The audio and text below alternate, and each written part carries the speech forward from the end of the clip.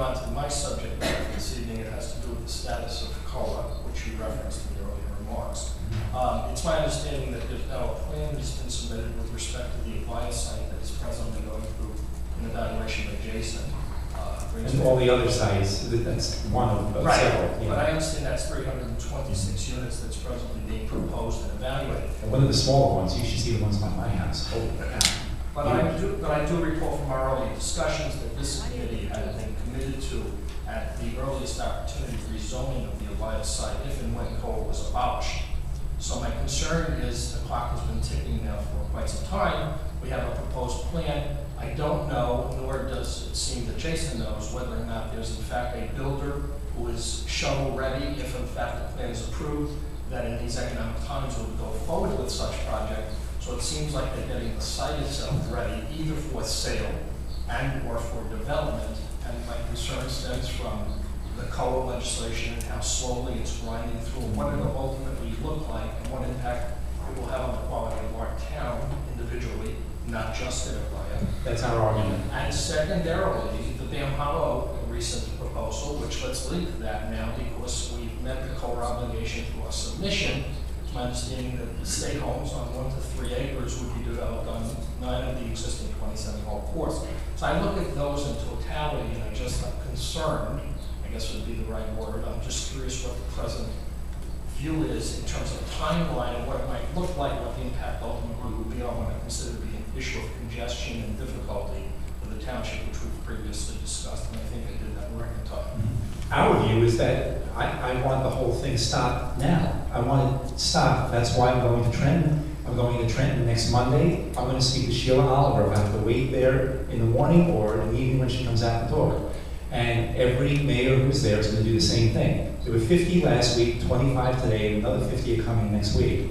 So again, we're hoping to get her to post it, because the minute that bill is posted, it will pass. The governor has 33 Republicans, and he's confident at least 8 Democrats will go along with the Assembly bill.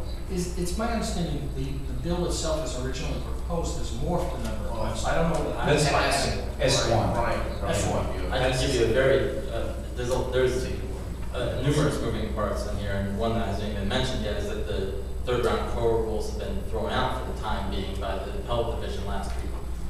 In addition to that, which leaves us right now in a sort of no man's land, even though the township had received substantive certification from COAH yet, it's not clear what the new rules being promulgated by COAH by court order now need to be done in the next 5 months. So we don't know where that's going to lie. At the same time, now the fourth version of what I'll refer to as S1, although I just got a draft of the bill today and haven't gotten an opportunity to go through it. This is a new version that was crafted in conjunction with Assemblyman Jerry Green, who had been holding up the original S1 in his Assembly Committee. That just came out for introduction today. Haven't gotten through it yet, not sure what the impact of Middletown will be of that yet. Obviously, the governing body, as they've all said, has been advocating to eliminate COAH and the obligations that the township has been saddled with that resulted in the plan. There's going to, in all likelihood, going to need to be changes to that plan. There's almost no doubt of that, because a number of the mechanisms used by the township in that plan were at issue in this latest court decision. So, and at that same time, and I can't get into all the details, we have litigation, of course, as you're aware, with Bam Hollow still, despite the receipt of substantive certification, that is still pending.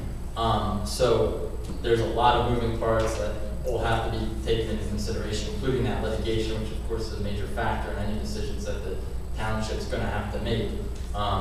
There's still, I think that I would say, generally speaking, in the next 6 month to a year period, there's going to be a lot of decisions that are going to need to be made as the rules evolve once again, and potentially the statutory law changes as well, but I would also anticipate challenges to any bill that's eventually enacted. So that's helpful, and I guess just to wrap up on my part, but I guess it would appear to me that the Avaya site could, if someone came forward and wanted to develop it, ultimately develop a 326 unit facility, presuming it got all approvals and had the right economics in place, and whether or not the COAH was abolished or otherwise morphed to S1 or something else, we would have basically been left with a pretty significant issue. Jeff, from my perspective, given this court decision that Brian mentioned that just came down, there's no question that's going to get appealed. Given that there's this S1 legislation that's pending out there, there is so much uncertainty now. From my perspective, we cannot let any of those projects, including Avaya, go forward until the dust settles on all those. And if someone attempted, we would need to take action, I believe.